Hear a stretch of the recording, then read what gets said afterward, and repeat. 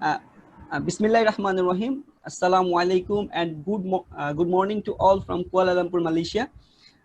Welcome to BSUM Virtual Soft Skill Fest 2020, organized by Bangladesh Student Union Malaysia and Bangladesh Student Association, University Putera, Malaysia.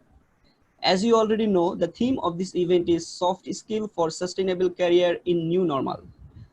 It's a 2 days long program and today is the last day. And this is Alamgir Chaudhary Akash, Treasurer of Bangladesh Student Union Malaysia and moderator for today's session. We are pleased to welcome Jishu Tarafder sir, and today he is going to conduct a very important session with us, and that is the title of the session is the Developing Vital Skills of the Decades and Beyond to Become a Global Citizen. As a moderator of today's session, I would like to take the opportunity to introduce our guest in briefly. Mr. Jishu Tarafder sir is a chief consultant of corporate coach. He is a founder and lead activities of Bangladesh Organization for Soft Skill. We call it BOSS. He is also a chief mentor and director Soft Skills Bangladesh Limited. And he is a renowned corporate trainer and coach. Jishu Tarafder sir is an expert leadership and management development professional from Bangladesh. Jishu sir has a career history of more than 30 years and he carried out an extensive research in the field of human potential development and professional development. He has a vast teaching and consultancy experience in first-class international hotel chains, banking sectors, corporate training companies, real estate companies, hospitality institutes, electronic media and telecommunication sectors. Jishu sir holds several international professional training qualifications, including a qualification as a certified trainer and assessor of technical and further education in Australia. He also holds an MA degree in film and media. So as you see, Jishu sir is a versatile personality. We are really happy to have you here, sir. And I know that this session may bring up a number of questions from all of you. And I want to let you know that I will address as many as I can. If you have any question, comments, or suggestion, please ask through the chat box and later I will ask to the speaker on behalf of you. Okay, before just giving to the mic to the speaker, I would like to say, like, we have question and answer session. On the question and answer session, our Jishu sir will select 5 participants, 5 best participants, and the best participant will be awarded with certificates. So you guys make sure you are ready with, pay your full concentration on our speech today and try to make some relevant questions so that you will be one of the winners today actually. Okay, without any delay, I'm inviting our speaker Jishu Tarafder sir, and from now to onwards the floor is yours, sir. Sir, welcome to this session and please continue. Thank you very much. I'm so happy that I'm communicating with you right now. Thank you very much once again for inviting me to this wonderful forum, but especially people, students from Bangladesh who are studying in Malaysia, right? Yes. So you have a wonderful association there. How many members do you have altogether in your Actually, sir, all the students who are studying Malaysia, they are our members. Okay, all the students who are studying there are your member. Okay, that's good. So how many students? Around 20,000. I think we have to mute all the participants except our facilitator. Around 20,000 people. Okay, that's a lot. That's a lot. Akash, আপনি mute করে দিবেন? Sorry, sir. Okay, I can mute. I'm the co-host. I'm muting everybody. Yeah. All right, no problem. I'm the co-host. So I'm muting everybody and I'm keeping myself on mute. All right, thank you. So you have learned about me because Akash, right? Akash introduced me. So that's a very formal kind of introduction, but I introduce myself like this. Hello, everyone. My name is Jishu Tarafder, and I'm the best learner of the world. And I want you to be the best learner of the world. So I consider myself a learner. Whatever I have done in my life, it doesn't really matter. What I do now is the most important thing. So we should actually learn continuously, right? So I'm a lifelong learner. and I want you to be the lifelong learner. Then only we can, take the challenges, whatever is coming in front of us or in future. All right. Today's topic is a very, important topic, and I love this topic because you are young people and you have a lot of potential. That's why I have chosen this topic. This is rather a what kind of topic. I mean, we'll be discussing what, not very too much about how because of time constraints. That's why I want you to ask me questions, all right, so that we can cover a little bit of how part. Okay, and let me see. I'm sharing a screen. Okay, I'm presenting so that you can have a look. And here you go. So I believe it is already shared. Yeah, right? it's visible. Okay, it's visible. Thank you. So somebody can probably do the moderation. Yeah, we will do, sir. We admit. Okay, thank you. So the topic is developing the vital skills of the decade and beyond to become a global citizen. So are the participants allowed to talk, or they just need to comment? They can raise, or they can ask the chat box. They can raise. Okay. Because if you open the floor, then it will be chaos. That's why it will be a chaos, right? Do So I suggest that they can probably raise their hands, and you can allow a couple of them to talk, because we need to dissect. We need to dissect the topic first before we go for details. We need to dissect the topic. All right, let's have a topic: developing the vital skills of the decade and beyond to become a global citizen. There are some words we need to get clarified. Number one word is vital skills. That's the phrase, vital skills. What do we understand by the phrase vital skills? So can someone probably comment on this? Or maybe I'll explain later, but I want to hear from you. What do we understand by the phrase the vital skills? So maybe someone can give us the answer. Okay. Anybody raising hand? I guess nobody's raising hand, right? I can share my understanding. Raise Chaudhary, yes. Raise Chaudhary. Oh, Chaudhary? Yes. Okay. Raise Chaudhary, he raised hand. Raise Okay. Chaudhary. Hello. Yeah. Hello. Assalamu alaikum. Good morning, everyone. Assalam. Good morning. Am I audible? Yes, you are. You are. Yes. Go ahead. Thank you, sir. Thank you so much. I'm Rezwan. I'm working in IB School International Baccalaureate Curriculum Skill as a coordinator. And basically, this is quite similar to what we are teaching in our school as to make the students global citizen. Because IB International Baccalaureate Curriculum refers to build up a nation that will be going to lead the whole world very soon. And our teaching strategies all are depending on the profiles and skills and making the students global citizen. And as far I do understand about the skills, vital skills, and we do believe in the 5 skills like self-management skills, that is very important for us, and research skills, communication skills, of course communication skills, and social skills, that is the networking, that what we are doing at the moment.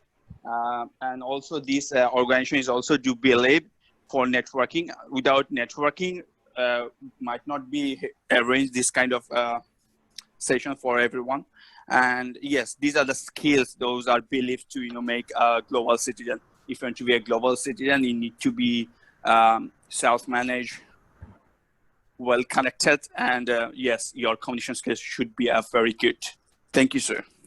Okay, excellent. I mean, the half or maybe 3/4 of my program is covered already. Rez, thank you very much. You have done. You are welcome, sir. Thank you. You have done excellent. Thank you. We have one more, sir. Yes, one more, because of one phrase is already clarified.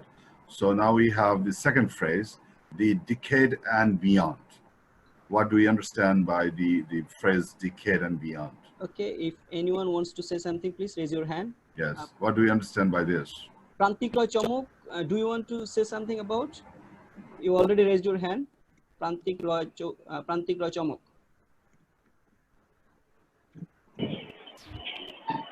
Ji, hello. Yes, go ahead, please. Yes. Hello. Yes, we can hear you. Yeah. Prantik Roy. Decade and beyond maybe the মানে যে change হচ্ছে সময়ের এই সময়ের চেঞ্জটাকে বোঝানো হচ্ছে সময়ের সাথে সাথে স্কিলগুলোর পরিবর্তন হয় স্কিলের উন্নতি হয় এই টাইপের Okay, you have some idea, but not quite. What is the meaning of decade? Decade means it's 10 years. 10 years. Right? হ্যাঁ দশক 10 years. Yeah. So we are talking about the current 10 years, starting from the 2020 up to maybe 2030 and beyond, right? Meaning you can go ahead forward. So that is also clarified.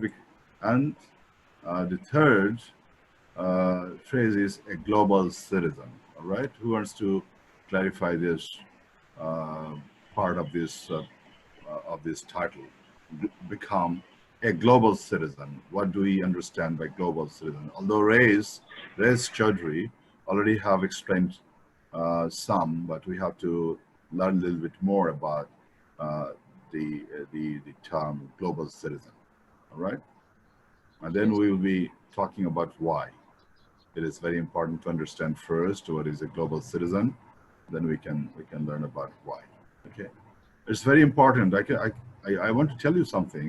I always teach my fellow learners that if you go like this, I mean, there is a flow of learning. If you go like this, your learning will be extremely fruitful. So first of all, you have to ask questions with what. So you have the subject matter clarification. All right, that's very, very important. Then you ask question with why. That is the purpose. That is the motivation part. Because if you clarify your why, then you can be highly motivated to learn. If you're not highly motivated to learn, you cannot learn. This is very simple. That's why you have to clarify with a question why, and then the context, where you can ask who, where, and when, right? That is the context. And finally, you should ask the question how, the learning strategy. How do you learn it? So if you follow this flow with these 5 W's and 1 H, I believe you can learn very, very nicely. So that is what we are doing now. We are now clarifying the what part, then we'll be clarifying the why part, then we can clarify the how part. But today, I'm sorry, because of the time constraint, we can only address a little bit of how part. We'll be discussing mostly we'll be discussing the what part. Of course, we'll be clarifying the why part, but through your questions and answers, we can discuss a little bit of how part as well. All right. So global citizen. That is the phrase we are talking about now. If somebody can share about global citizen, you can share. What do you understand? Please share your understanding about global citizenship. Yes, sir. We got 2 comments regarding this global citizen. Yes. What is this? Okay, Abdullah Arman, he said like a citizen who overcome the country, society, and all other barriers and become a global person, like Sakib Al Hassan, Dr. Muhammad Yunus, as they are now global citizens. It's okay. That's a very good comment. I love that comment. In fact, very nice. And Reyes Chaudhary, I can read it. Yes, Reyes Chaudhary has also commented here. He wrote, global citizen refers to develop the youth to lead the world through skills and profiles. Muhammad Reyes, yes, that is also good. So people will have different, kind of concepts, but we have to, have some kind of consensus, to the definition, so that we all agree that is the global citizen. But this is both of the comments here made by Abdullah Al Rahman another one Reyes Chaudhary. Both are very, very beautiful definitions of global citizen. Okay, good. So we have already clarified the title, but I actually I also have written the clarification. Let me read from the slide so that we can also have some kind of reinforcement of learning. Okay, vital skills, very important, and fundamental skills, very simple, as Reyes also clarified. All right, decade and beyond, I also clarified this, 2020 to 2030, this decade we are talking about, and beyond, meaning after 2030. These skills, these vital skills will be equally valid, of course. There'll be more skills added after 2030 because the changes are happening so fast, so rapidly. All right, then the definition to me is global citizen is, first of all, we need to be a great patriotic and responsible citizen of Bangladesh, your own country. If there are any foreigners listening to me, as we are all Bangladeshi people, we must be highly patriotic. That's first. Then we need to prepare ourselves to live and work internationally. All right. So that is global citizen to me. And if we add the definition of race, and another gentleman, Abdullah, I believe, so we probably can have a workable definition of global citizen. All right. So now let's talk about the why part. All right, why? And maybe before I go for the why part, maybe somebody can explain why we need to be global citizens. All right. So yes. So floor is yours. Somebody can probably come up and say, "Hey, this is why we need to be global citizens." All right. Although we are Bangladeshi, we love our country. We're highly patriotic people, and but still, we need to be a global citizen. So somebody can probably comment here. Why do we need to be a global citizen? All right. So is there anybody here who can actually comment? Because this is very important. So I just gave you the formula of learning, the flow of learning. First, you clarify the what part. Then you must ask a big why, a very big why. Why? If the why is clarified, then you can actually learn something. Not only learn, you can do anything. You can use this formula, whatever you do in your life. First, what? Ask the question, what is this? Then why? If you can clarify, if you can successfully clarify the why part, that builds your motivation. All right. And without motivation, you cannot do anything. All right. So this is very important that you build your motivation. So to build your motivation, you must clarify your why. So let's clarify the why. Why do we need to be a global citizen? Okay, who is here?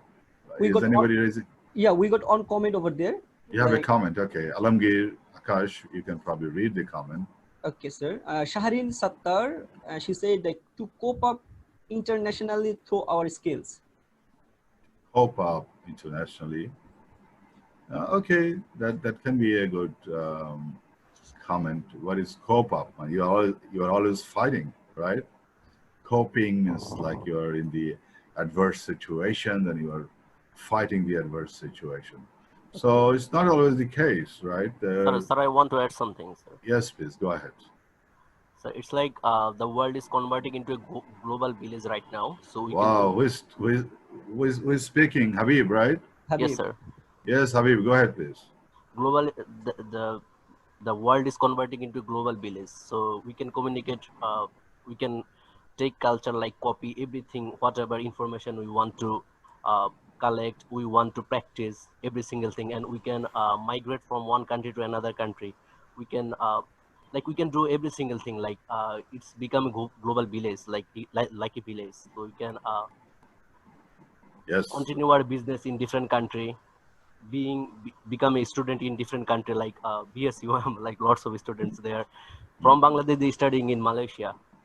So I think the global, like the concept of world is like a village right now, and so we want to be a participant of this world. I think that's why we need. Wonderful, wonderful, Habib. Excellent. I think somebody else also have raised hand, so we can give opportunity to that person. And that is Saidur Rahman, I think. Saidur Rahman, please go ahead, Saidur Rahman. Rez Chaudhary also raised hand. Okay, Rez, you talk a lot of sense. You can also contribute here. Okay, go ahead. First Saidur Rahman and then Rez. So you can take 2 comments. Thank you. Okay. Go ahead, please. Saidur Rahman, you can unmute yourself and please speak. Okay, we have few more comments, sir. I think Saidur Rahman, he didn't hear us. Okay, maybe Saidur. Sir, may I share something? Yes, please. Rez Chaudhary, go ahead, please. Go ahead. Okay, so thank you so much. Basically, why the question is why, and if I say, like, if I give my example, as I'm a teacher, I'm working in Bangladesh, but I do students in Hong Kong and also in Malaysia.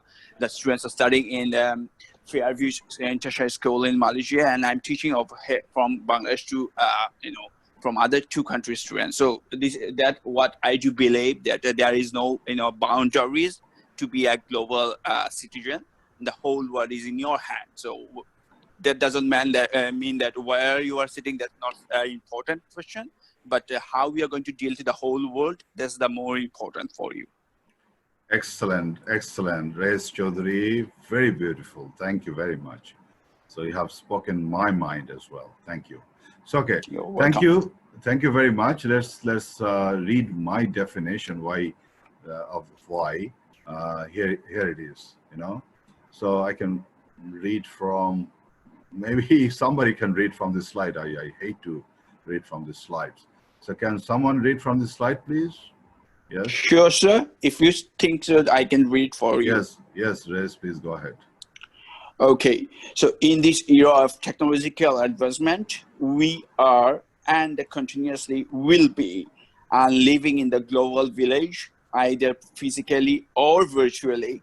We need to compete in the global arena with people from all over the world.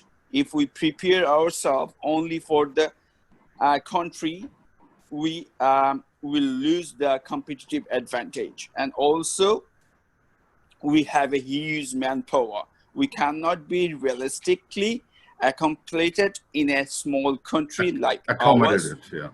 Oh, sorry.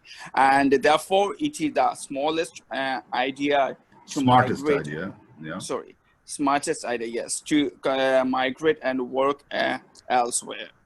It certainly doesn't mean that we should uproot ourselves from our motherland. It simply means we can move around the world with our talents and contribute immensely in our nation building. Yeah, sorry, I was reading from my phone, so it was quite small too. No problem at all, because you're reading it first time, so it happens. So is it clear to everybody? I want to hear from you. In this era of technological advancement, we are and continuously will be living in the global village. Somebody, Alamgir, I guess, so far I remember, has uttered this word global village, either physically or virtually, right? We need to compete in the global arena with people from all over the world. If we prepare ourselves only for one country, aka Bangladesh, we will lose the competitive advantage. Also, we have a huge population or manpower who cannot be realistically accommodated in a small country like ours. Therefore, it is the smartest idea to migrate and work elsewhere, someplace else, in some other countries, right? It certainly doesn't mean that we should uproot ourselves from our motherland, our beloved motherland.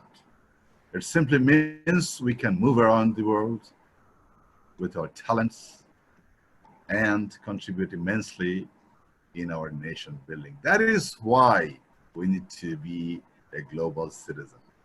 Is the proposition clear to everybody?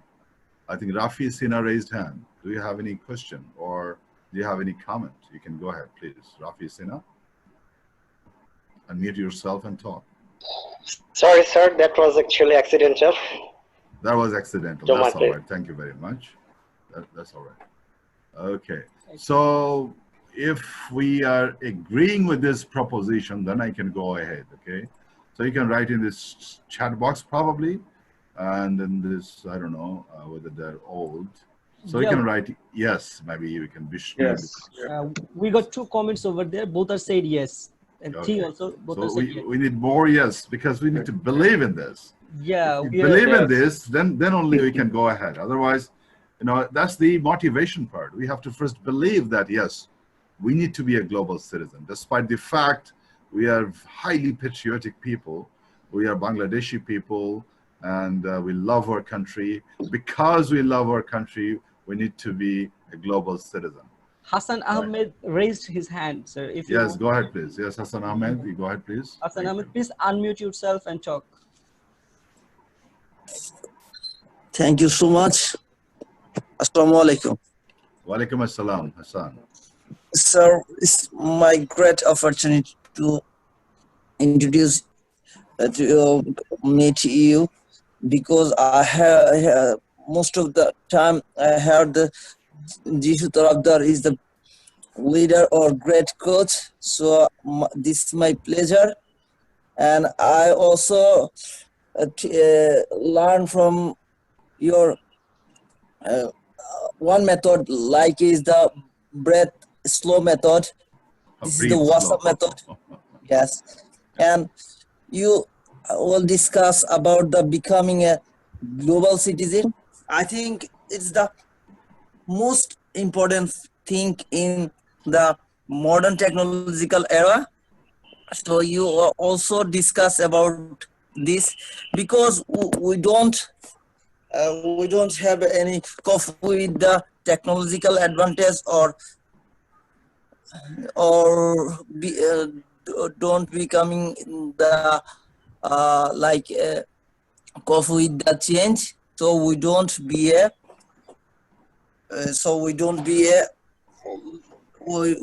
be a loser. So that's why in the competitive advantage, we also cope with the change in the world. So that's why I believe that the building of relationship is much needed for everyone. So becoming a global citizen. Okay, excellent, Hassan. Thank you, sir. Excellent. You have beautifully explained why you need to be a global citizen, and already many people already have said yes in the chat box. The comment box are flooded with comments, and most of them they said yes. Yes, so yes, many. That's right. Very nice. Yeah. So we understand why we need to be global citizen. So I have listed here, 10 skills that you need to develop in order to become a global citizen. Let's go through the skills. So I mentioned earlier that they're mostly what part. I mean, when you question what, okay, but definitely we can always come back after I read and I explain the why part. And when you come back, we can also learn some how, if time permits. All right. So you probably understand the flow already, right? How we learn. First, you ask question with what, then you ask question why. That clarifies your motivation and purpose. Then the context, who, where, when, and finally how. That means the learning strategy. So this is how we learn. So let me share the vital skills. Here are the vital skills. Number one skill: develop excellent communication and networking skills. Excellent, very beautiful. I think Ray's also have mentioned about this networking and communication skills. All right, it is extremely important because we are Bangladeshi people.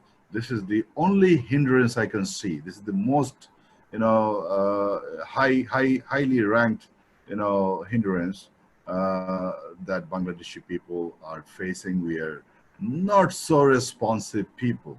We are rather very unresponsive people. That is why, people from other countries, they're coming to Bangladesh and they're working here, and so many CEOs and C-suite people are working in Bangladesh. They're from India or from Sri Lanka. Why? I asked. I did a survey. I conducted a survey. Why so? Why people are depending on Indian people, not on our own people? All right. And the fact probably that India, so many Indian people are working in Bangladesh. They're taking away so much of money from Bangladesh. So our people who are working abroad, they are giving us about 13 billion to 14 billion US dollar to Bangladesh. That is one of the major, income source of Bangladesh, right? Yes. But people are siphoning away from Bangladesh. 5 billion to 6 billion dollars are taken away by Indian people who are working in Bangladesh. But let's talk about the C-suite people. Why, the owners are hiring Indian people? Why are they relying on Indian people or Sri Lankan people, not on our people? Why are they lacking? Are they lacking in their educational qualification or training? Why? Then I found out the most important factor they're missing is the communication skills, because they can rely on Indian because they're very, very good in communication. They're upfront, they're responsive, they can go anywhere. They can go to a European market or an American market. They can go and talk and negotiate on behalf of the owners, and they can realize the business. But our people are a little bit shy. They're not coming forward to communicate. That is a big challenge for them. Although the fact they have enough or more than enough, qualification, and they are excellent in their, educational qualification. But despite the fact they have excellent educational qualification, they are lacking, seriously lacking in this communication skills, because we are a little bit up. I don't know why, because I asked people, why are you not communicating? Are you shy, or are you not confident? Mostly, we are a little bit not so confident and shy. Okay, so we need to break this cocoon. We need to come out of this cocoon and communicate, and we need to have a high level of networking skills so that we can network with people. Your future will be defined by the people you know, all right, or whoever know you. That is the most important. The people know you, or you know people. This is very, very important. So in order to become a global citizen, you must develop your communication skills, my dear friends. Also, you need to network extensively. You need to have a database of people who are powerful people, who can give you employment, who can give you work, all right? Without asking, without begging. We are not beggar nation. We are people who are competent people, so we can go anywhere of the world, and we can work, and we can contribute to their companies, and in the long run, we can help our country. So, my dear friends, develop your communication skills. Come out of the shell, come out of the cocoon, and be an excellent networker. So this is number one, all right? Number one factor, that is just like a roadblock to us.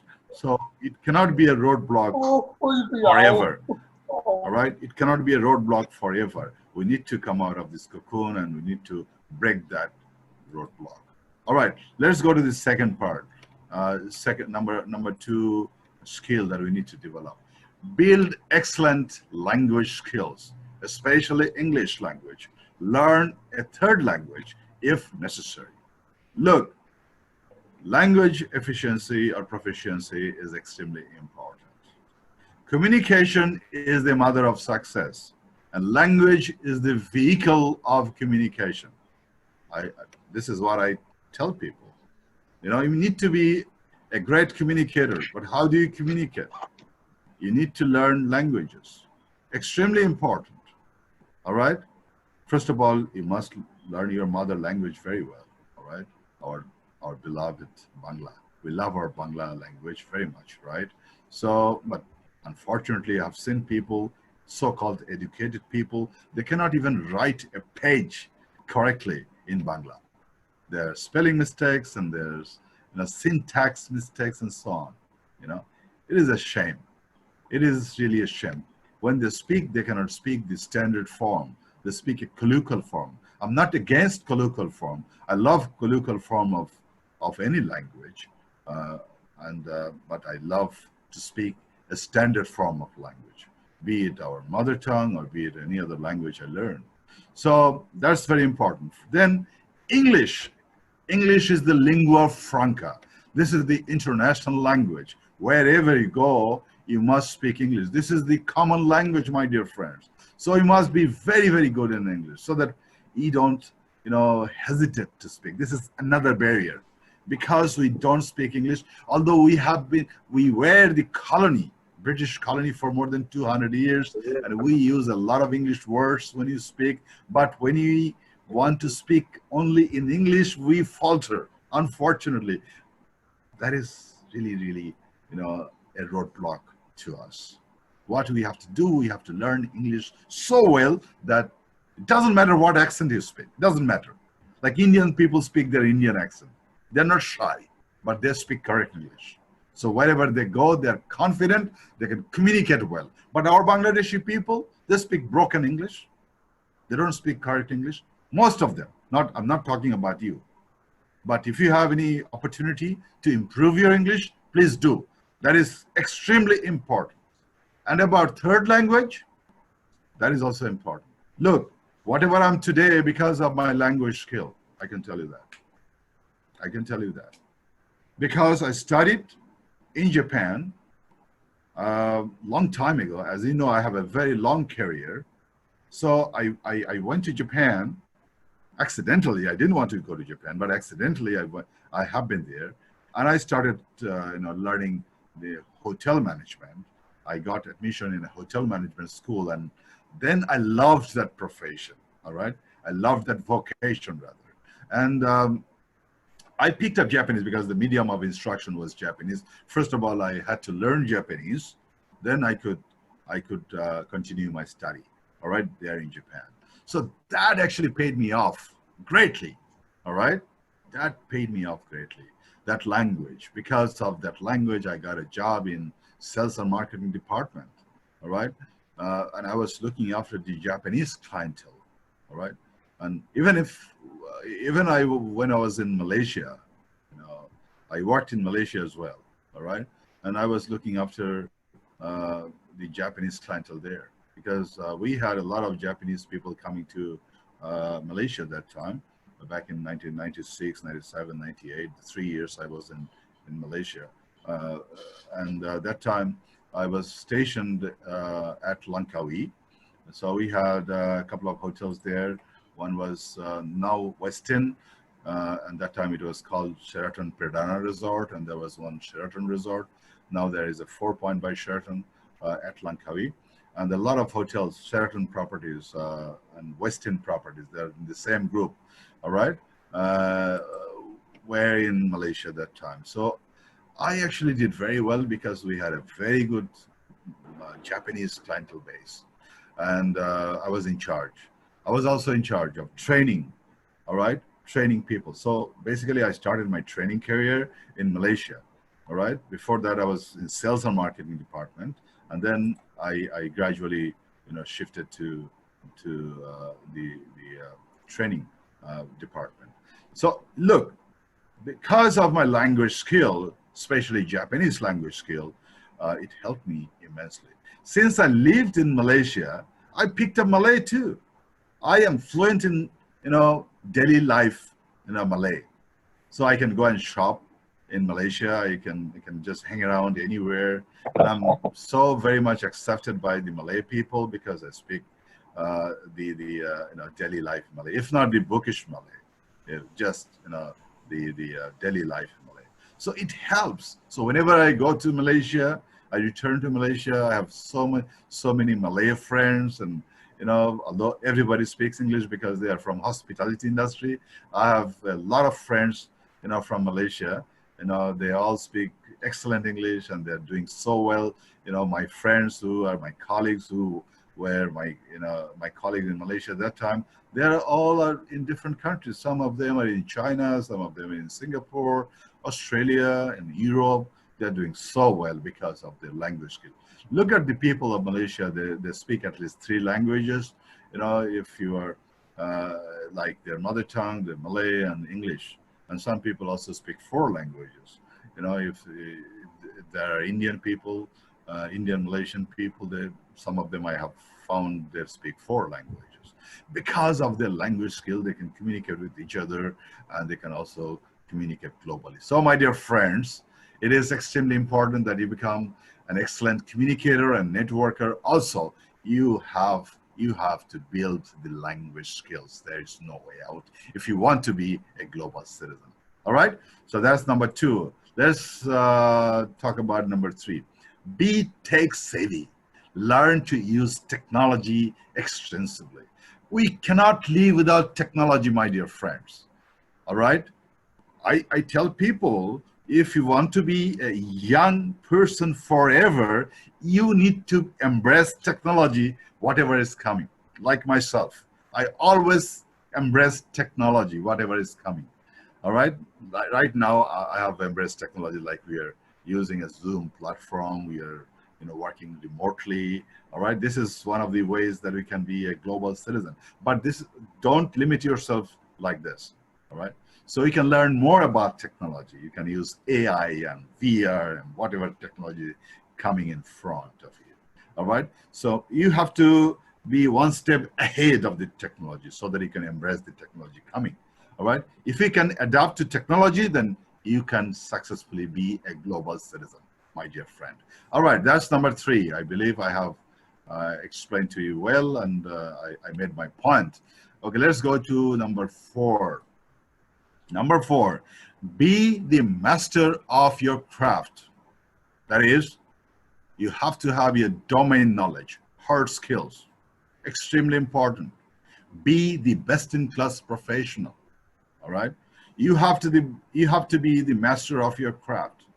You have to have the domain knowledge. So here I have a photograph. If somebody's creating a pot, he's a potter, right? This is called pottery. He is highly skilled. I cannot do it. But whatever is your domain, my dear friend, whatever is your domain, whatever you are learning, you must be a master. If you want to be the top class, best-in-class professional, if you want to be a best-in-class economist, have in-depth knowledge, domain knowledge of economics. If you want to be an accountant, have in-depth knowledge about accountancy. Whatever is your vocation, be a master. All right, then only you can be a global citizen. Otherwise, we will end up with mediocrity. Mediocrity kills us. We cannot afford to be mediocre anymore. We must be excellent. We must be best-in-class professional. All right, and we can work we can work shoulder to shoulder with people from all over the world. All right, so do not have any deficiency in your domain knowledge and hard skills. Extremely important. I am a soft skills activist. I love soft skills. This is what I do now, and this is my profession. I teach soft skills to my fellow learners. But I'm also an advocate of hard skills. Soft skills will be useless if you don't have the hard skills. So people will hire you because of your hard skills, and you can retain your job or employment probably with your soft skills. You probably understand both are equally important. Both hard skills and soft skills are equally important. So I always advocate that you become the master of your craft. So this is number 4. Let's go to number 5. Number 5, learn and apply soft skills, especially personal leadership, critical thinking, problem solving, negotiation skills, selling skills, teamwork, conflict management, people leadership, etc. Extremely important, right? So I just told that you need to develop your hard skills and you need to develop your soft skills as well. So these are the most important factors for the next decade, or the current decade rather. You know, your personal leadership skills. That is, I think Ray is also told, personal management skills or something he said, similar, all right, extremely similar. And critical thinking. This is a very, very important skill that you can learn. And I'm a great advocate of critical thinking too. You know, I teach critical thinking. I have a program called Soft Skills Framework where I teach critical thinking. I have more than 20 skills that I work with, and I work with my fellow learners, and critical thinking is there. Also problem solving, decision making, negotiation skills, selling skills, extremely important.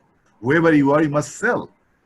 You must have this self-advocacy skill. We call self-advocacy skills, so that you can go and tell people, hey, I'm like this, I'm doing this, so people can hire you. You must, you know, convincingly influence people. That is called salesmanship. You need to develop, whatever you are. It doesn't matter you are an accountant or an engineer or a doctor, whatever you are, whatever is your profession, it doesn't really matter. On top of everything, you have to be a salesperson. That is why you need to develop a selling skill. All right? I hope you understand this part, this number 5. All right? The 2 participants raised hand. Okay. Put your questions in the parking lot, please, and we will moderate afterwards. We are at the point number 5. We have 10 points to cover. Let me cover the points, then we'll be taking the question and answer session. So Habib and other 2 people, they have raised hand. Okay, good, thank you. So let me go ahead first. Let me advance with the points, and then we can moderate the question and answer session. Thank you very much. And then number 6. Have a strong entrepreneurial mindset. Entrepreneurial mindset means you have to be an entrepreneur. Everybody has to be an entrepreneur. Even if you work for others. Even if you work for others, you can still be an entrepreneur. All right? If you're an employee, if you think you're an employee, you'll be ending up being an employee for the rest of your life. But if you want to be a global citizen, you cannot afford to do that. You need to be an entrepreneur. That is what is called intrapreneur. I believe you know the terminology called intrapreneur. Intrapreneur, intra means within. A person who is an employee taking salary, doesn't matter, but he still or she still work like an entrepreneur. Those people are called intrapreneur. They're not employees. All right? They don't have the employee mentality. Employee mentality is like, you know, employment is like 9 to 5. You come at 9 o'clock or whenever is your, you know, work is starting, and you finish at 5 o'clock and you go tata. You're not involved in the vision, mission, goals of the organization. You just, you know, you are just selling your time. That's it. But that is not expected of you. Employee mentality is not a growth mentality. Intrapreneur mentality is the growth mentality. And indepreneur, this is the word I coined. This is the word. There is no word like indepreneur in the dictionary. Intrapreneur is already in the dictionary, but indepreneur is not yet in the dictionary. Maybe they will add later on. This is what I created. I coined this word, this indepreneur. What does it mean by indepreneur? Let me explain to you. You know, we are living in a global village, and we will be continuously living in the global village. That's why we want to become the global citizen, right? Indepreneur means you can be an independent entrepreneur, right? You can still work for other people as a consultant, right? You can contribute to many companies instead of just one company. That is called independent entrepreneurs, who will be working for many companies at a time on contractual basis. And you can work from anywhere. Like we are now talking, I'm from Bangladesh, you are from Malaysia. I can go to Thailand, and I can sit on a beach, and I can also talk like this, no problem. All right. So we can be, place doesn't matter when we are like global citizens, place doesn't matter. So an entrepreneur will, what an entrepreneur will do, he can or she can, you know, serve many companies because he can sell the expertise, all right, as an independent consultant. So entrepreneur means independent consultant who is also an entrepreneur and help other, you know, companies or people. I hope you understand the word entrepreneur, independent and entrepreneur. I joined two words. So this is a new word that I coined. I believe many of you will choose this, you know, the path of entrepreneur as well. But if not, you must become an intrapreneur. Entrepreneur. For that, you have to have a very strong entrepreneurial mindset. That is the most important. Don't believe in employment only. Don't be an employee. Shake off your employee mindset. That is a static or backward mindset. But when you become an entrepreneur, then you have the forward mindset. You are undertaking an adventure. All right, that is the enterprise. Entrepreneur and enterprise are same thing. They're from the same, you know, root. All right, so become an entrepreneur. I hope I have explained this. Number 6. So let's go to number 7. Build very strong adaptability skills. Prepare to live and work anywhere in this world. You know, here I have put a picture of a polar bear. You know, they are a symbol of adaptability. They live in extreme cold temperature, and they go on hibernation during the winter. So they still sustain. That is very important. You have to sustain despite the fact of, you know, a lot of adverse condition, environmental condition.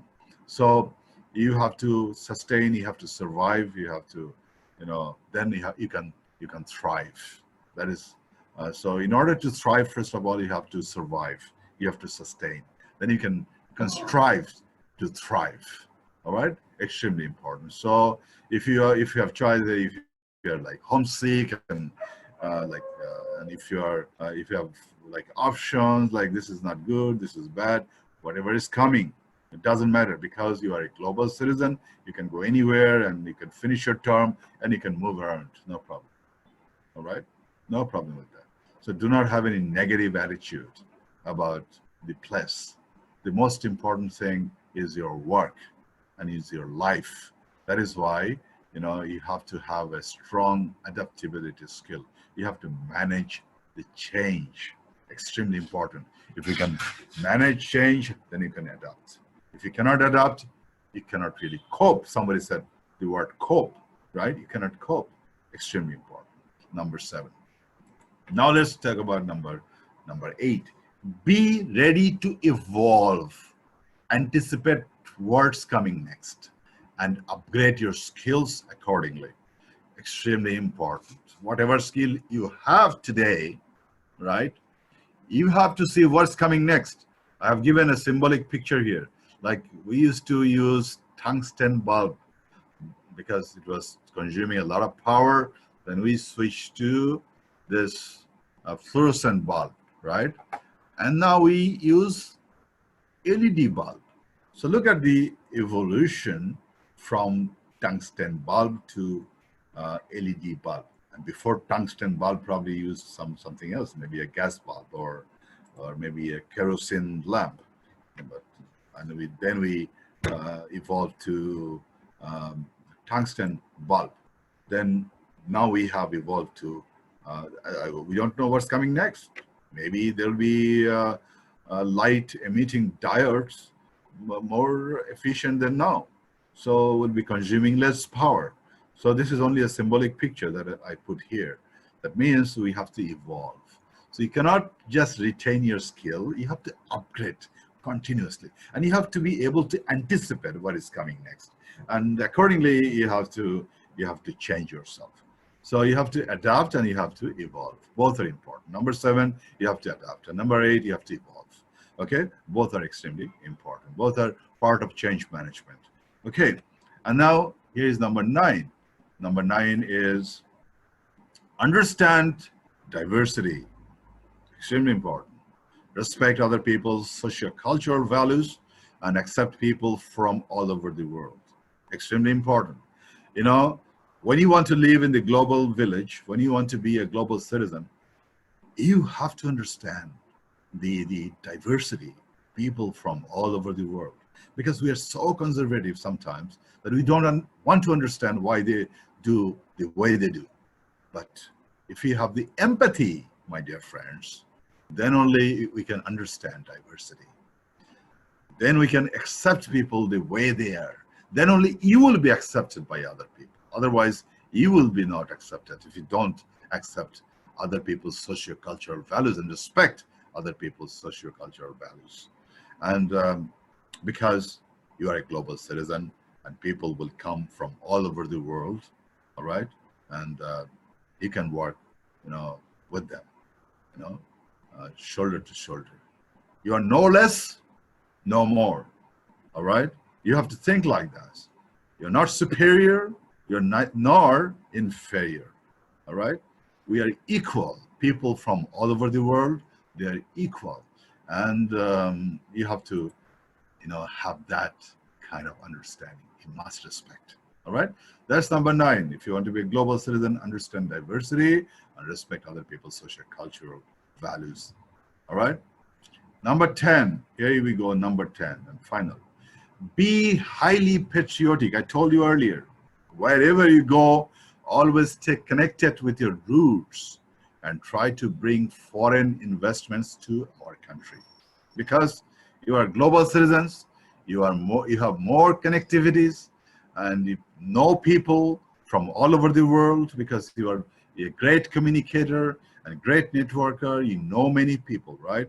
So you are the people who are the ambassadors of our beloved country, so that you can bring foreign investments to our country. That's your responsibility as a global citizen, all right? Never cut your route. Never ever cut your route. I never cut my route. I lived in many countries in my life. I worked in many countries. I studied in a few countries, but I never cut my route.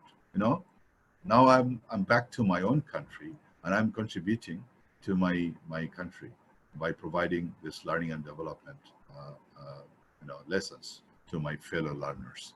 All right, this is what I'm doing. All right, and I will try to contribute more. All right, and I will try to work harder than I'm doing now. All right, my dear friends, these are the 10 topics that I wanted to share with you. I hope you have noted down. If some of you have joined a little bit later, for them, I'm just reading very quickly, all 10 of them, so that you can have questions.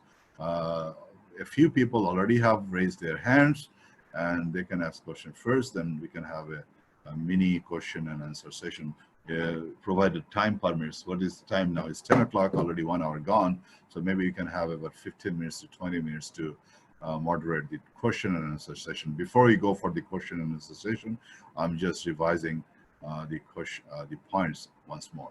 Number 1, develop excellent communication and networking skills. Number 2, build excellent language skills, especially English language. Learn a third language if necessary. Number 3, be tech savvy.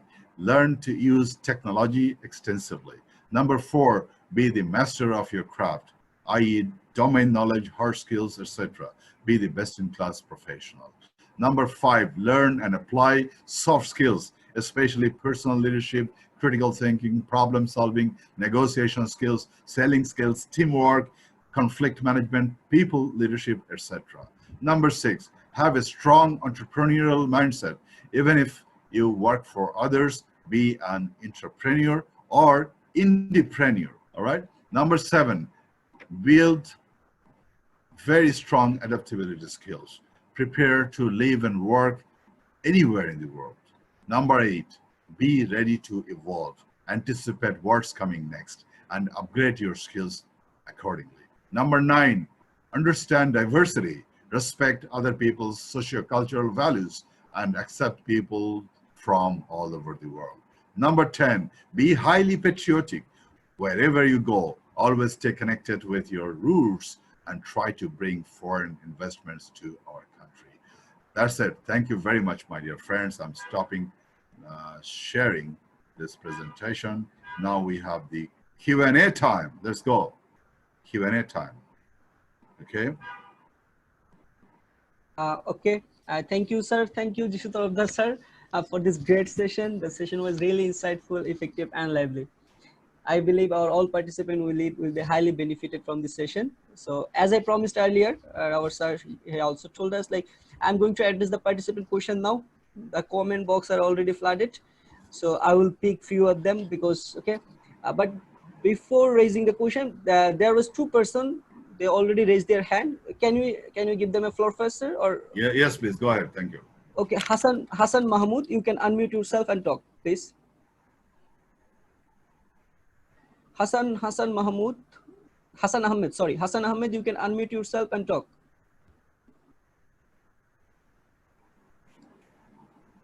Akash, I think. Okay, then, okay, Rez Chaudhary. I think Rez Chaudhary, you can unmute yourself and talk. Okay, thank you. Thank you so much, Mr. Moderator. And basically, I don't have any question, but I want to give a reflection to ourselves for this today's session. So if you allow me, then I can reflect my my views of what I have learned from yours throughout the session. Yes, please go ahead.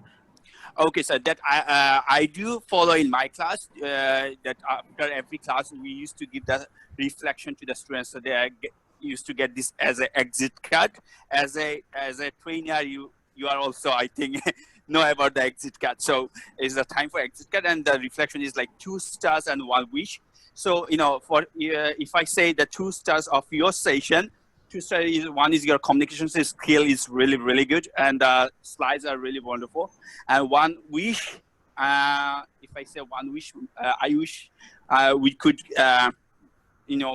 we could get you for more minutes to learn more things from you. Thank you, sir. These are the 2 stars and 1 wish from my point of view. Excellent comment, Rez Chaudhary. Thank you very much. Okay, we have few hands right now. Mr. Habib, you can unmute yourself and talk. Mr. Habib. Sir, from point number 5, sir, I saw a word that people leadership. Sir, can you please explain that word for me, please, sir? Yes, that is the leadership. Leadership has 6 levels. So you can also learn right now. I'm just briefly giving you an idea of 6 levels of leadership. Number 1 leadership is your personal leadership. Leading self is your personal leadership. All right, leading self. When you are the first person you lead. All right, you are a person. So you start from leading self. That is called personal leadership. Then number 2, your private leadership. You are a leader of your family too, because you have family members, and you become a leader of your family. And number 3 is organizational leadership. When you are working for an organization, that is your organizational leadership. If you're a student, then you are actually leading your organization too. That's your work, all right? And you are also leading your organization. Here, the people leadership comes when you are leading other than yourself, all right? The number 4 is social leadership, when you are working in a social context and leading people from the society, all right, or the community. And number 5 is national leadership. If you have a cause or a faith, or if you're a member of political party, or whatever you are, when you are operating nationally, then you become a national leadership. And number 6 is global leadership or international leadership. So when you have a cause or something that you work internationally and lead people from all over the world, then you become a global leader. So these 6 levels of leader. So number 1 is personal leadership. You're leading only yourself. That's personal leadership. And from number 2 to number 6, you are actually leading other people.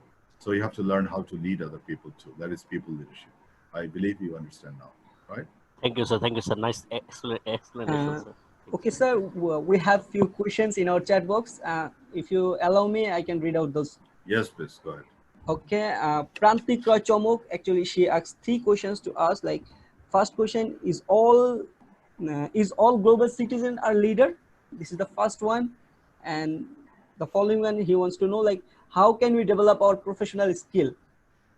And the next, he wants to know, our academic results are so much necessary, just like GPA or CGPA? I just combined his all question together. No, maybe I'll just, because I'll forget the part of the question. The first part of the question is, are all global citizen a leader? Global citizens, of course. Everybody is a leader, my dear friend. All right. First of all, you have to think I'm a leader. When people become a leader, somebody can become a leader instantly, right now. You know how? When you take charge. All right. When you become responsible, proactively responsible of people, of tasks, all right, of a situation, you instantly become a leader.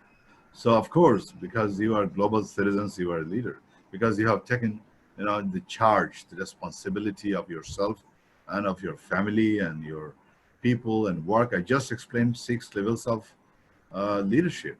So when you are taking responsibility, then you're becoming a leader.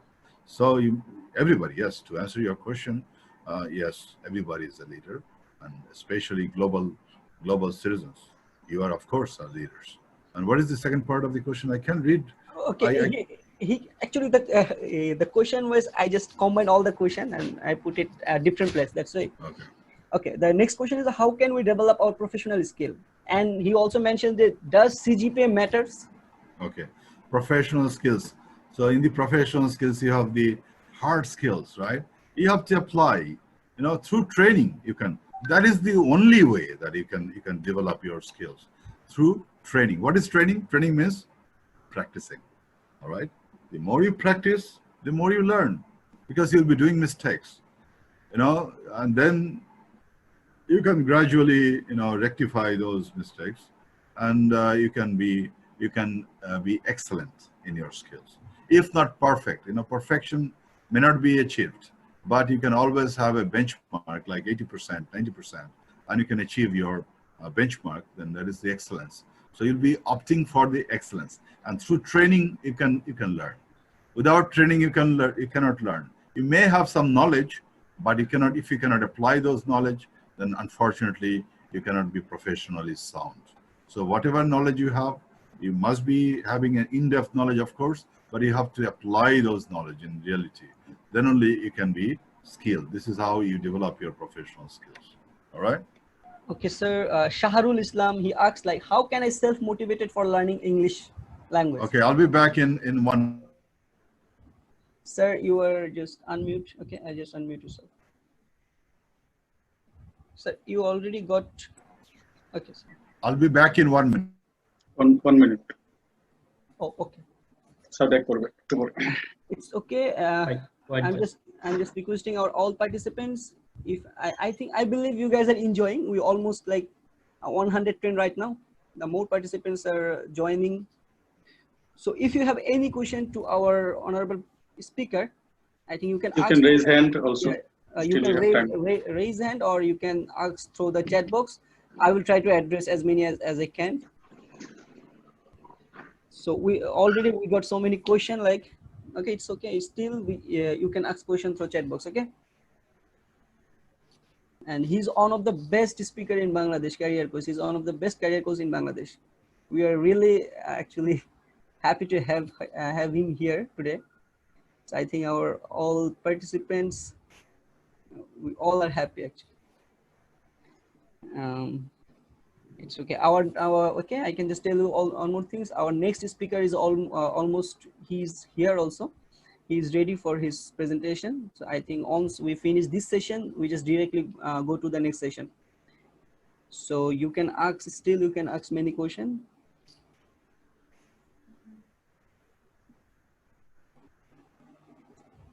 And one more thing, yesterday we had almost like 170, 80 participants. Today we have almost 110. still 50, 60 or 70 participants are missing. No, this is morning session, yeah. So perhaps some of them are sleeping now. That's why I'm just requesting our all participants, if you have any connection, like yesterday they were in okay, that's great, beautiful, thank you. Go ahead. Okay, sir. The question was like, how can I self-motivated for learning English language? All motivations are self-motivation, my dear friend. Nobody can motivate you. You know, in order to be motivated, the formula is you have to clarify the why. We just have clarified the why. When you believe that, yes, I have to be a global citizen. In order to become a global citizen, I must speak in the lingua franca, that is English, right? And if I'm lacking English speaking skills, then I'll be shy, I'll be hesitant, and I'll be afraid to speak. And I'll be lacking the communication skills. Very simple formula, my dear friend. So first of all, you clarify your why. You know, there is no other way. English, there is no other language prevailing English, prevailing over English rather, right? English is the #1 #1 language of the world. Even Mandarin is the widely spoken language, Chinese people, but they're also learning English because they have to do business with other countries. So although it is good to learn Mandarin, because we have to also do business with Chinese. Look, because I learned Japanese back in 1996, a long time ago, I could grab a job easily and I could retain a job easily that time. That was my entry point, all right? Similarly, if you don't speak English, you will not get the entry. Now, if you like people from, oh my God.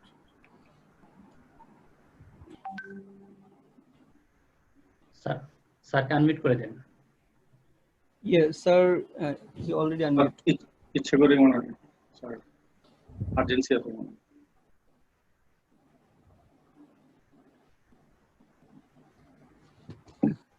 আমি সবাইকে একটা জিনিস share করতে চাচ্ছি, সেটা হলো যে যিশু তরফদার স্যারকে পাওয়া আসলে খুবই ভাগ্যের ব্যাপার। অনেক ব্যস্ত থাকে, ওই সময়ের ভিতরে যতটুকু পারেন তারা নিয়ে নেন স্যারের থেকে। আর এই প্যান্ডেমিক সময় আমাদের সবাই যারা এন্টারপ্রেনার হওয়ার ইচ্ছা আছে, কোনো স্মল বিজনেস যারা ওপেন করতে চান, তারা স্যারের আইডিটা ফলো করতে পারেন, ফেসবুক আইডি। স্যার একটা ইনিশিয়েটিভ নিয়েছে, যেখানে প্রায় 100 জনকে উনি মেন্টরিং করবে সরাসরি। যদি খুব ক্ষুদ্র বিজনেস করতে চান, রান করতে চান, স্টার্ট করতে চান, তারপরে স্যারকে যোগাযোগ করতে পারেন। So it's a great initiative which is taken by our honorable speaker. Okay, sorry about that, because my dad was calling persistently. I mean, my dad is like 82 years old, and he still misses me all the time, all right? And he's worried about me all the time. So he keeps calling me.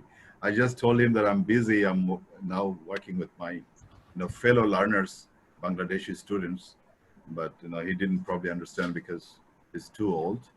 But sorry for that. It's okay, sir. That's not a problem. You should also give the utmost preference to your parents. Extremely important. Because of them, you are here on this earth. All right. Of course, Allah sent you here. That's all right. But through them, you are here, and your parents are the most important people of your life. So I'm very lucky that my parents living, and they're very caring. They're the best parents of the world, and to me, they're the best parents of the world. And your parents must be the best parents of your world, and you must take care of them. And whatever you are doing, you must stop and you must respond to your parents. All right. So that's what I did. I'm very sorry for that, for the interruption. Okay. So we are in the question and answer session, right? So yes. I was giving you an answer about how can we learn, why should we learn English? I think I have explained enough why you should learn English, all right? And you must, it is not should, you must learn English very well. And for that, you must practice. And secondly, how can we develop our professional skills? The only way is to practice or to train yourself. Nobody can train yourself but you. You are the best trainer of your life. Even if you bring the best trainer or the highly paid trainer in front of you or teacher, he or she cannot teach you or train you. It is you who will train yourself, because you are the best trainer of yours. All right. When you get the inspiration and the motivation, of course, all motivations are self-motivation. Then only you can learn. All right. So you have the opportunity, because you're living in a foreign country, pick up some foreign friends and practice with them all the time. You can learn very good English, I believe, if you're still lacking. So that people can, people can go to any country. People are waiting to receive you, like Australia, Canada. People can't go because they're so afraid of IELTS and low score of IELTS and so on. So when you have a qualification and experience, certain years of experience, and you're young people, and you can apply for an immigration, you can go to Canada, to Australia, to other countries. What they want, they simply want your English skills. All right. So that you can go there and you can work with them. You do not have any communication barrier. That is very important. And that's it. Any other question? Okay, we have one person who raised his hand, Dr. Rahman. Dr. Rahman, you can unmute yourself and talk. Yeah. Dr. Rahman. Yes, Dr. Rahman. Dr. Mizanur Rahman, I think. Dr. Mizanur Rahman, please go ahead. He's one of the brightest PhD scholar of UPM. He's faculty member. Assalamu alaikum and very good evening to everyone. Not evening, morning to everyone. Sorry for the mistake. So just I have a quick questions to dear sir, Jishu Tarafder. I came to learn that you are working also with entrepreneurship. Okay. So my question is to you that when I was in Malaysia, I saw that lots of undergraduate students as well as the postgraduate students involve themselves very root level entrepreneurial activities. You know that I have a project. I have decided to conduct a research based on a project that what are the entrepreneurial characteristics in our undergraduate students in Bangladesh. But the problem is that I found in Malaysian students are enrolling themselves as an entrepreneur. But why the students from Bangladesh are not enrolling themselves in the root level entrepreneurial characteristics of education? So my question is that what is the difference between the mentality between the other countries' students and why not the same mentality in our own students? So this is my simple question, please. Thank you very much. And you are doing a research. I believe you know better than me, but I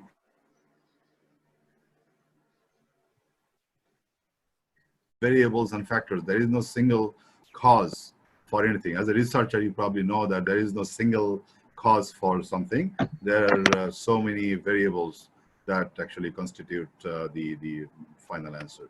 But in Bangladesh, we have so many factors like cultural factors. One of the factors is cultural factor, that people are more into job, not in entrepreneurship, because traditionally we have been holding jobs, and that is culturally taken as a good thing, and not any job, government job or some prestigious job, the thing. So that is one factor, I believe, because when I started my career in the hospitality industry, I went back to my village home, and my people, my villagers or my seniors there were very upset about my job, because I'm from a very prestigious family from my village. My family title is Tarafder. You can imagine that my grandfather was a jamindar, and my father was a very highly respected person. He's still a very respected person. He is the founder of several colleges in my area, and he was the principal of those colleges. And we have land properties, and so we are a very well-to-do family. But when I took a job of a hotelier, then I was like, my father was ashamed that I went abroad and I took a job as a hotelier. And then I took a job as a salesperson, because I was sales manager of a hotel. Then he was even more ashamed, and people around him was giving him a lot of shame, because I didn't have to really work. And people told me that you don't have to work, you have enough wealth, and you are the only son of your parents. Why do you work? Because they didn't know about the the prestige of or the value of labor. They only know the social prestige in doing some government job. All right. I think we still have that kind of values. That's why people are not really going to entrepreneurship. That is one factor only, not the only factor. There are other factors like our people, the climate factor, the environment factor. So we are a little bit lazy people than other people because we do not face that much hardship because we have a very fertile land and we can get food easily. But look at Japan, look at Singapore, look at England. Those people are really hardworking people. They didn't have enough land, the English people. That's why they had to conquer the whole world. They went out on voyage and they could colonize other countries. Why? Because they didn't have enough. But we didn't face that much because we had fertile land. We had people are a little bit easygoing. That's why they're not into hard work. But now they understand. Now they understand that they have to work hard. So things are changing. The dynamics are changing. That's why people are going even through the Amazon forests. They're going and they're going through dangerous, sea, ocean, and they're trying to go to Malaysia. They're trying to go to Australia by boats, and they're going to Europe by boat from northern African countries, and they're trying to enter to USA through very dangerous forests. Why? Because they have not developed their competencies. They can take up the danger, they can take up the risk of life, but they won't train themselves. This is the irony I can see. All right, they can just learn a trade. Very simple formula: learn a trade from a technical or vocational educational institute. Number one, you are young, learn English. Thank you very much. You don't need anything, and have a few years of experience. That's it.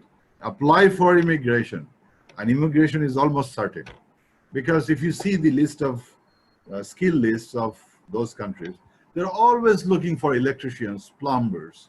They're always looking for technical people, because they need to run their country. The only thing we don't have the trade certificate. Even our electricians are very skilled, but they don't have a certificate, and they don't have English speaking skills. So my dear friends, to cut the long story short, there are many factors actually. We need to inspire our people. We need to inspire our people so that they can work hard and they can have the adventure mentality, which is entrepreneur mentality. When we have the entrepreneurial mentality, then only we can learn entrepreneurship. Otherwise, we'll be always dependent on parents. Like I could be dependent on my parents, no problem. Even if I didn't work, I don't have to work. I didn't have to work back then. All right, I could just sit and eat from my parents whatever they have. But I thought that time I have to be independent. I have to be on my own. I have to be a global citizen. That's why I traveled over 25 countries. That's why I worked in over 4 countries I worked, and including Bangladesh, 5 countries I worked. All right. So this is what we have to inspire our people, that look, you cannot sit idle. You cannot just depend on other. If you want to be a global citizen, if you want to survive, so that you don't have to cross the ocean by a boat, so that you don't have to go to a country through dangerous forests. My dear friends, learn something, learn a solid skill so that you can be entrepreneur. Thank you very much. Sir, if you allow us, we can just, there are so many questions, and another person raises hand. Maybe we can accommodate a couple of questions, no problem. Okay, so Bachu Sheikh, you can unmute yourself and you can talk. Bachu Sheikh, you raise your hand for the, okay. Okay, thank you, sir, for your wonderful speech. It is very innovative and very fruitful session. I think ever I joined in my life. Sir, I want to talk about, as I want to mention that I'm working as a public relations officer in a private university, and I has already 6 years experience in this particular area. At the same time, I am also working as a secretary of South Asia Foundation.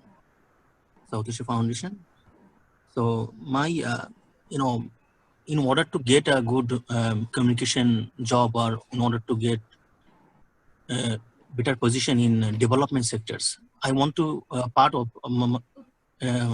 part of development section. So my question, not achieving not only the experience, apart from, but also we need education. Like sometimes when I apply some other positions, they are looking for experience at the same time a relevant professional degree.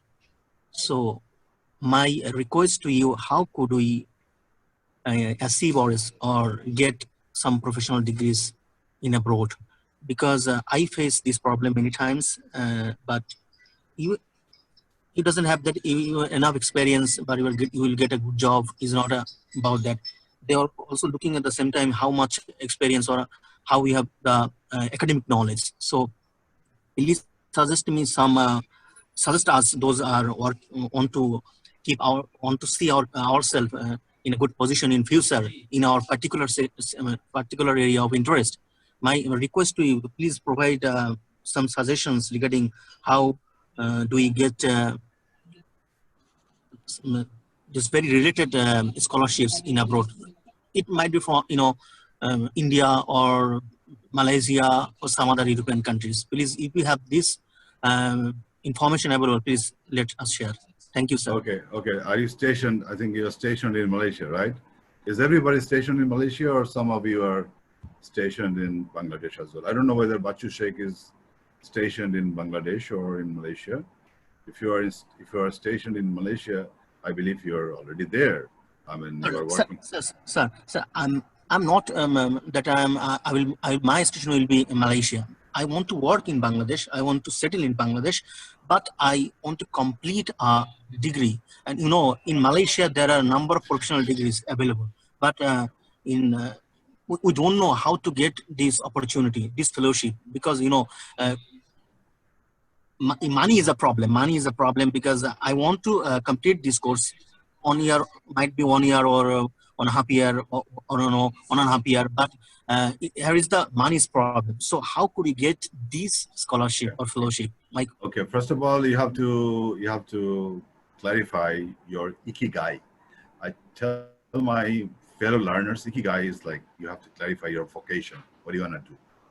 If you just jump around and you think this is what is good, this is what is bad, let me try this, let me try that, and that you waste your time. So you cannot afford waste your time, number one. So you have to lock it for a certain time. That's why I also drifted away. After my HSC, I drifted away. I had a break of studies. I couldn't decide what I should do, but then I locked. When I went to Japan, I locked my vocation. That was hotel management. And I had a very solid career in the hotel management field for long 30 years in the hotel management field. All right. So I enjoyed my vocation. So first of all, this is called ikigai in Japanese language. That is, they call it ikigai. Maybe Imtiaz or Akash can write the word. Maybe I'm writing. Yeah, ikigai. I'm writing. Ikigai. Okay, go for it. This ikigai, you can find it on the internet. All right, you can just search with ikigai. You'll see what ikigai is. That is actually clarifying your purpose or your vocation. All right, then you lock it that you want to work in the development sector, right, and especially in communication sector. So you already have locked it, but I think you should have a little bit of option here, because once you climb the pyramid, you go up to the pyramid, and the options are getting fewer and fewer. All right, so you keep your options open, my dear friend. Otherwise, I am suggesting you to clarify your ikigai. That's all right, but make it a little bit of broad spectrum. If you make it very narrow spectrum, then it will be very difficult to get a job. But if you have some options to play around, then you can fit in to your definition of your vocation. So that is one answer to your question. The another answer to your question, you have to look for opportunities. You have to always search which university is offering grant, scholarship, or waiver. All right. All the universities are continuously offering these things. They're looking for talented people. All right. In some cases, you have to pay a little bit initially, and you have to do really good in your academic results. Then they will offer you the grant. Like my own brother-in-law and his wife, both of them studied in Malaysia. All right, for 3 years. They did their MS in dentistry, in dental surgery. All right, they're dentists. Both of them are dentists. So initially they went on their own. All right, initially they went on their own. They spent money, all right, for the first semester. But both of them did so well, and their academic qualification, result was excellent. CGPA was excellent, and they applied for a grant. All right, the funds available, they support good students, and rest of their academic tenure in Malaysia, they didn't have to spend a farthing. They didn't have to spend a penny. They received the scholarship, free accommodation, and they did very well. And finally, they got very good CGPA. They came back, and both of them secured job at Bangladesh Medical College. All right, when they came back to Bangladesh. So this is how you have to do it. Maybe initially they don't believe you. They don't offer you a scholarship. All right, but as you do excellent in your academic, result, then they will consider. So you have to have that kind of fun. But there are some, like if you go to Sweden or to Finland, there's Germany. So if you have the chance, if you can prove that you are an excellent student, nobody will support a poor student. Who is not doing academically excellent. Nobody will support. So if you are like a mediocre student, unfortunately, my dear friend, there is no other way. So you have to work very hard in order to excel. It's not brain surgery or rocket science. The simple formula is work hard. That's it. Study well, work hard, and look for opportunities. In Malaysia, I think Malaysia is now the hub of education. That's why people are going to Malaysia to study. I'm really surprised. More than 20,000 people are studying in Malaysia from Bangladesh, right? And when I was in Malaysia, long time ago, 25 years ago, and I was permanently, for a certain time I was living there, I was working there, and I went to Malaysia so many times. It's like my second home. I'm not like second home. It's like I go back to Malaysia so many times because I have friends and I have work and go on excursion and field trips and so on. So that time, many people came to me when they learned that I was from Bangladesh, because Malaysian people didn't, and I probably don't look at Bangladeshi people as respected people, because most of our people are like workers, and they say Bangla, they insult us. That's the mentality of especially Malay people, and we have to live with that, But I was, when people heard that I was an executive and I was an expatriate and I was training people in Malaysia, and I was also hosting radio show in Langkawi. I was also hosting a radio show on Radio Langkawi. All right. So people knew me that time in Malaysia, and I was training people. That time I was under Renong Berhad. That was the owner of Sheraton Properties. So, and people used to come to me and say, "Hey, from Bangladesh, I was studying in Bangladesh. I was a student of Moyamensingh Agriculture University. Somebody told me I was a student of Dhaka Medical College or Dhaka University." So we were that time, or before that time, were the hub of education. All right, Malaysian people used to come to our country to study, and our government used to give scholarship to those people. Now things have changed, so this is the other way around. Our people are going to Malaysia to study. Okay, this is the irony. But to cut the long story short, my dear friends, you have to alwa't look for opportunities. Always look for opportunities. You know, search for the universities who have fund, and who offer grant and scholarships.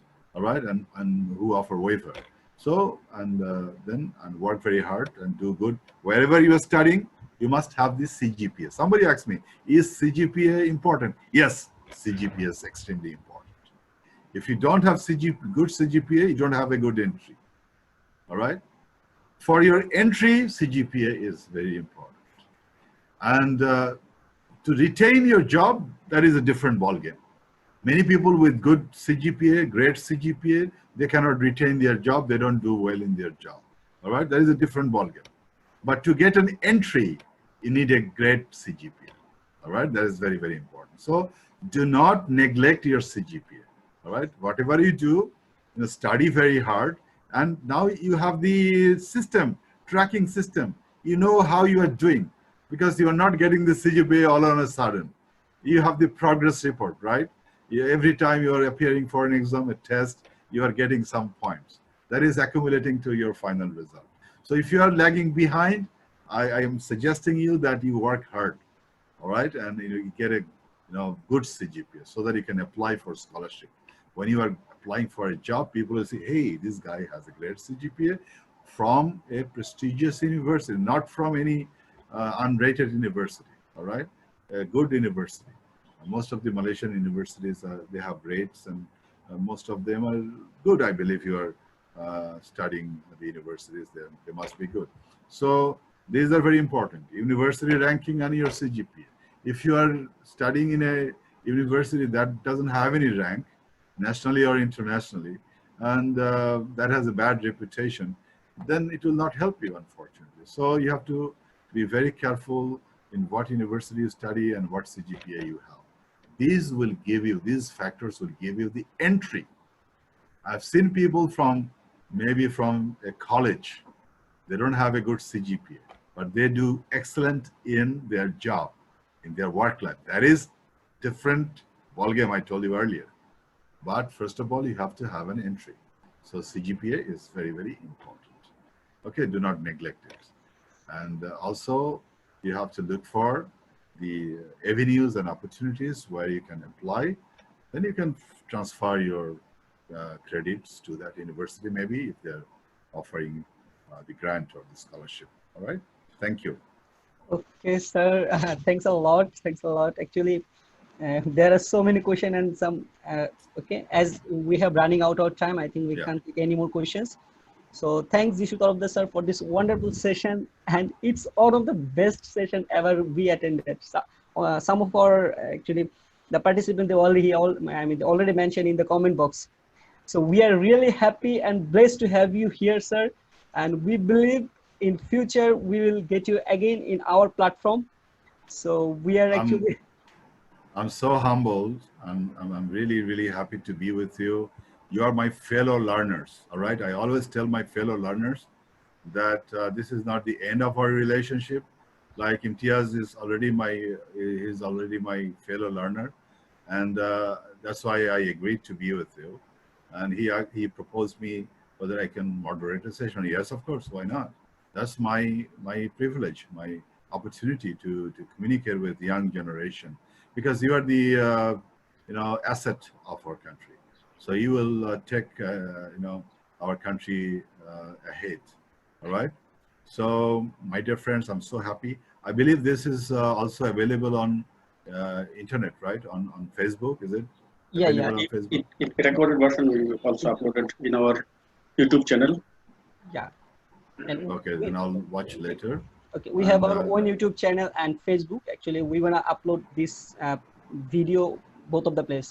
Scholarship নিয়ে আমি একটু কথা add করতে যাচ্ছি, সেটা হলো যে যেহেতু মালয়েশিয়াতে আমরা আছি, মালয়েশিয়াতে আন্ডারগ্রেড স্কলারশিপ খুব লিমিটেড, বাট ইউনিভার্সিটি কিছু স্কলারশিপ অফার করে, তারা কিছু ওয়েভার অফার করে, কিন্তু মেরিট অনুযায়ী আপনার ইউনিভার্সিটি লেভেল থেকে বা স্টেট লেভেল থেকে যে ফান্ডগুলো ওগুলো পাওয়া যায় না। সেগুলো পাওয়ার জন্য আপনাকে মাস্টার্সের জন্য এবং পিএইচডির জন্য অ্যাপ্লাই করতে হবে। আর মূলত you can search in the Google the public university mostly like UPM, UM, UKM, USM, Okay, they are also very high in the QS ranking. So they have fund and industry collaboration also. Although it's very difficult for the social science students like business, HR to get the funding, but also have limited scope.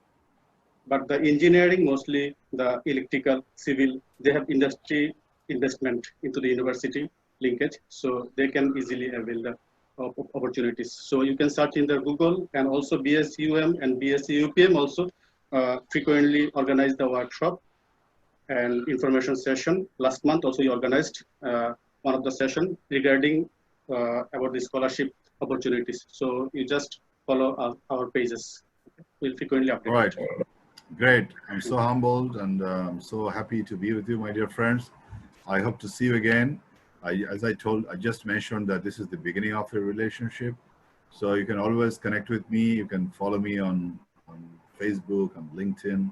You can always ask me questions, and you can always be part of my learning programs. Now that we have the new normal, which is online, learning programs going on all the time. So you can also be part of those learning programs. So my dear friends, thank you very much once again. Few of our participants asked email. If you allow, just we can share your email. Yeah, please. I'm not very active on email. I'm active on active on Facebook, and you can easily Google surname and easily can get. Yeah, but you can of course you can send me email as well. No problem. Okay. Thank you. No problem. Okay, great. Sir. Thank you, and see you soon, inshallah. Thank you, sir. Yes. Grateful, sir. Okay, thanks for your great session once again. Thank you. Stay safe. Thank you. Inshallah.